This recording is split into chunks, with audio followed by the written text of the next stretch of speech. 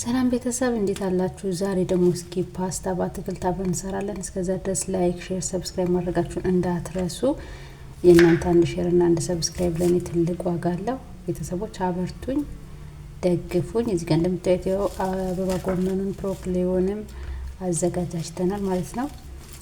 በነገራችን ላይ ልክ እንደ ኢትዮጵያ በካሮትና በጎመን ብቻ መስራት ይቻላል። ግን ይሄኛው ደግሞ ትንሽ ቲማቲም ምናምን ስለሌለው ብዙ አይነት አትክልት አድርጌበታለሁ። እዚህ ጋር ደግሞ እንደምታዩት ከለል ቃሪያ ያለ ፓስታው በኋላ ላይ ተቀቅሎ ተሰርቶ ምናምን ነገር ሲያልቅ የሚያምር የሆነ የኢትዮጵያ ባንዲራ ሁላ ነው የሚመስለው። እዚህ ጋር እንደምታዩት ካሮት አለ በረጅሙ ከትፌዋለሁ። ሁሉም ነገር በቁመት ነው የከተፍኩት። ብሮኮሊውን እና አበባ ጎመኑን ግን ትንሽ ወፈር አድርጌዋለሁ። ምክንያቱም ቶሎ የመሟሸሽ ባህሪ ስላለው ብዙ እንዳይበስል ረዘም አድርጌ ወፈር ያለ አድርጌ ከትፌዋለሁ። ያው እንደምታዩት ካሮቱንም ረዘም ያለ አድርጌዋለሁ ማለት ነው። ቤተሰብ ላይክ፣ ሼር፣ ሰብስክራይብ ማድረጋችሁን እንዳትረሱ።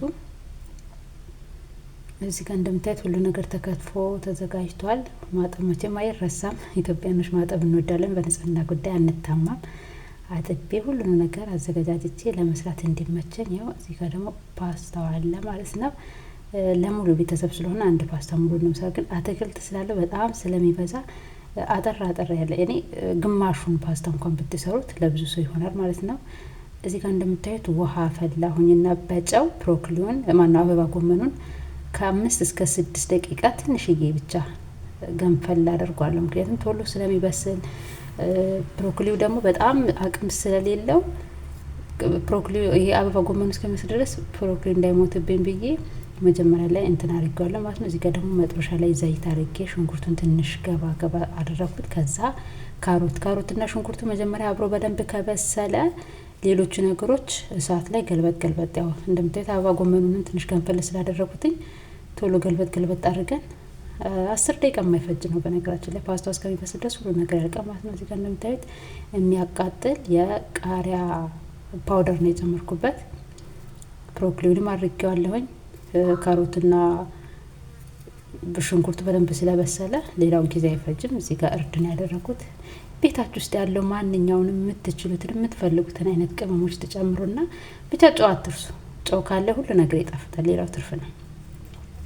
እዚህ ጋር እንደምታዩት አበባ ጎመኑን ሳስገባው እንግዲህ ቀርጬው ነበር። የት እንደገባ አላውቅም። በሌላ ጊዜ በደንብ ቀርጸዋለሁኝ። ያው ጨው አደረኩኝ። ሁሉንም ገልበጥ አድርጌ ክድን ስታረጉት አሁን እዚህ ጋር እንደምታዩት ውሃ የለውም። ግን ክድን አርጋችሁ 2 ወይ 3 ደቂቃ ካቆያችሁት የሚያምር ነው የሚሆነው። ያው እንደምታዩት እዚህ ጋር ዋው እንዴት እንደሚያምር ራሱ በእንፋሎቱ ብስል ብሏል ማለት ነው። ለዚህ ነው እነዚህን ተለቅ አድርጌ ከተኳቸው። ምክንያቱም እየበሰለ ሲሄድ ትንሽ እሳት በነካ ቁጥር እየሟሸሸ ስለሚሄድ በራሱ እንዲሁ ዝም በመብሰል ባህሪ ስላለ ማለት ነው። እዚህ ጋር ደግሞ እንደምታዩት ቃሪያዎችን ያው ከለር ቃሪያ አረንጓዴ፣ ቢጫ፣ ብርቱካን ከለር ያለው አንድ ባሪክ ያለው ይሄንን ካደረኩኝ በኋላ ቀጥታ እሳቱን ነው ማጠፋው። ምክንያቱም ቃሪያዎቹ እሳት አይፈልጉም ቶሎ እንትን ስለሚሉ ማለት ነው። እንደዚህ ከለራቸውን ይዞ እንዲወጡ እሳት አናስነካቸውም በሙቀቱ ብቻ ማለት ነው። እዚህ ጋር ወዲያውኑ እንትን ብዬ ክድና አድርጎትኝ ግን እሳቱን አጠፋ ማለት ነው።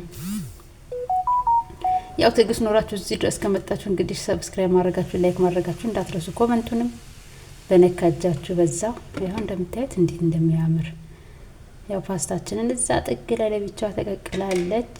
ተቀቅሎ በስሏል። ይሄ እንደምታዩት ይሄ ያማረ ስጎ ተሰርቶ ተዘጋጅቶ አልቋል ማለት ነው። ይሄ አልቋል። በቃ ፓስታውን ብቻ አስገብተን ቀልቀል አድርገን ማቅረብ ነው። ይሄት እንዴት እንደሚያምር ያው ትንሽ አብሮ ጣዕሙ እንዲወስድ ብዬ እንደዚህ ሁሉንም ቦታ በደንብ ከሸፈንኩት በኋላ ትንሽዬ ለሰስ ባለ ሰዓት 2 ደቂቃ ወይ 3 ደቂቃ ያክል አቆይቼዋለሁ። ያው እዚህ ጋር እንግዲህ ለመቅረጽ ስላልተመቸኝ ራሴ ስለሆነ ካሜራማኗ አስቀምጬ በደንብ አድርጌ አዋህጄ እሳት ላይ አድርጌ በደንብ ሁሉንም አቀላቅዬ እዚህ ደረጃ ላይ ደርሶታል። እዩት እንዴት እንደሚያምር። ሁላችሁም ሰርታችሁ ሞክሩት። በጣም ቀላልና ኢዚ የሆነ በጣም ቶሎ የሚደርስ በተለይ በተራብን ጊዜ የሚሆን ነው። ላይክ፣ ሼር፣ ሰብስክራይብ ማድረጋችሁ እንዳትረሱ። አብራችሁን ስለነበራችሁ ከልብ አመሰግናለሁ።